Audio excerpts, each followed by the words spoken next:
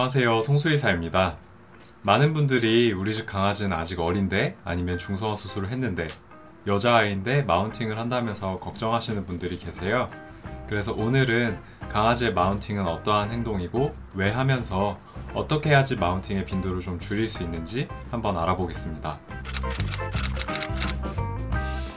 먼저 강아지의 마운팅은 암수의 구분 없이 성성숙 이전에도 혹은 중성화 수술 이후에도 본능적으로 나타낼 수 있는 정상적인 행동이에요. 그래서 때로는 다른 동물에게 하기도 하고 보호자의 팔이나 다리에 혹은 인형에 아니면 따뜻한 담요나 방석에 하는 경우도 있어요. 하지만 빈도가 너무 잦지만 않다면 정상적으로 보일 수 있는 행동이기 때문에 너무 큰 걱정은 하지 않으셔도 될 것 같습니다. 보통 강아지들이 마운팅을 할 때 보호자님들이 충격을 받으시는 이유가 마운팅을 성적 행동에 의한 행동이라고 생각하시기 때문인데요. 사실은 마운팅은 성적 행동이기도 하지만 그러한 의미 아니고 다른 의미로도 마운팅 행동을 하는 경우가 많아요. 그래서 예를 들면 성적 흥분이 아닌 놀이 행동으로도 마운팅을 받아들일 수도 있는데요. 성성숙 이전의 어린 강아지들이 서로 형제 자매나 아니면 친구 강아지들과 마운팅을 하는 행동은 성적 행동이라고 판단하기보다는 놀이 행동인 경우가 많아요. 어린 강아지가 아닌 성견에서의 마운팅, 놀이 행동으로서의 마운팅은 대부분 사회화가 조금 잘 이루어지지 않은 놀이 행동에 익숙하지 않은 강아지들한테서 더 많은데요. 예를 들면 다른 강아지와 만났을 때 놀자고 하는 표현을 마운팅으로 잘못 나타내는 그런 경우도 있습니다. 그리고 때로는 스트레스 상황에서 그 스트레스 상황을 조금 잊고자 아니면 모면하고자 마운팅 행동을 하는 강아지들도 있고요. 강박적으로 마운팅을 하는 경우도 무시할 수 없는 경우예요. 그리고 마지막으로는 사회적 지위를 확인하기 위한 마운팅인데요. 내가 서열이 이 동물보다 조금 더 높다는 것을 마운팅을 통해서 표현을 하기도 합니다. 그리고 우리가 흔히 생각하고 있는 성적 흥분에 의한 마운팅은 중성화 여부와 관계없이 그리고 남녀 관계없이 일어날 수 있는 자연스러운 행동이에요. 그래서 남아 같은 경우는 중성화를 하더라도 마운팅을 계속 지속할 수 있고요. 생식기가 돌출되는 경우도 발생할 수 있습니다. 만약에 이러한 강아지의 마운팅이 하루에 한두 번 그리고 보호자가 용납할 수 있는 정도의 빈도라면 굳이 마운팅을 못하게 하실 이유도 없고요. 그냥 자연스럽게 지나가는 과정이라고 생각하시면 되는데 만약에 마운팅 횟수가 너무 많고 집착하면서 하루에도 여러 번 계속해서 마운팅을 오랫동안 하면서 생활하는데 보호자의 생활이나 강아지의 생활에 지장을 준다고 생각하시면 이러한 과한 마운팅에는 대처를 해주실 필요가 있는데요. 어떻게 해야 되는지 하나씩 알아보겠습니다. 첫 번째로 과하게 마운팅을 하는 강아지가 중성화 수술이 되어 있지 않다면 그러한 성적 흥분의 빈도를 조금 눌러주기 위해서 그리고 다른 예방적인 측면에서 중성화 수술을 먼저 시행해 주시는 게 좋아요. 물론 중성화 수술을 한다고 해서 마운팅 행동이 완전히 없어지는 건 아니지만 발생 빈도와 그리고 지속시간 같은 것을 좀 많이 줄여줄 수 있을 겁니다. 그리고 어떤 강아지들은 마운팅을 하기 전에 전조 증상이라고 하는 눈치챌 수 있을 만한 행동이 있을 거예요.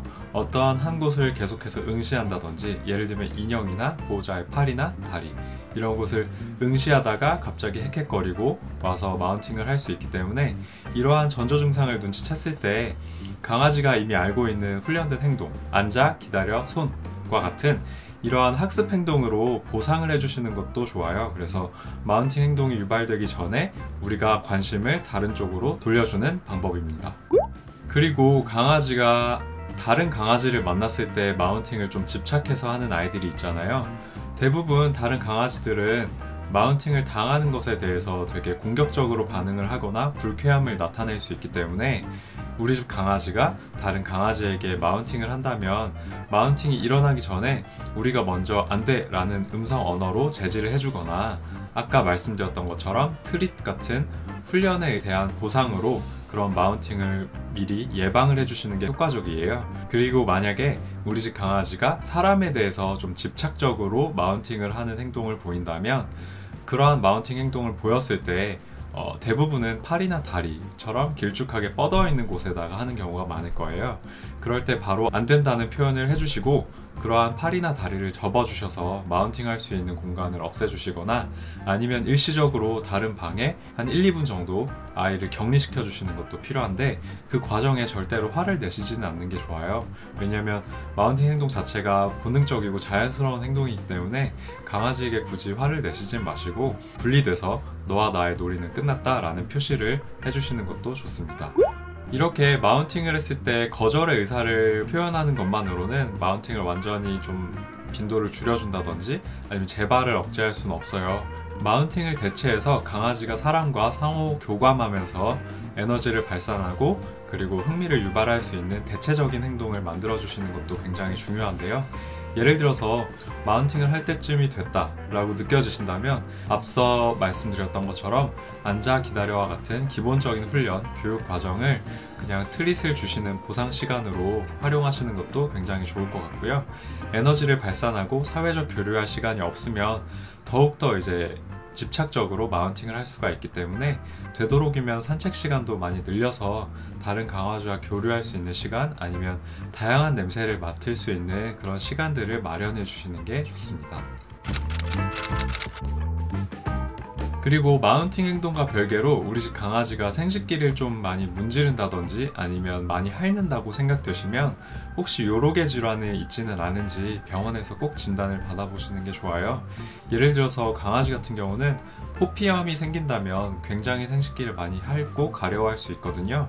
그래서 이러한 행동을 보인다면 미리 병원에서 병적인 행동은 아닌지 한번 진단을 받아보시는 게 좋습니다. 이렇게 강아지 마운팅에 대해서 좀 간단하게 알아봤는데요.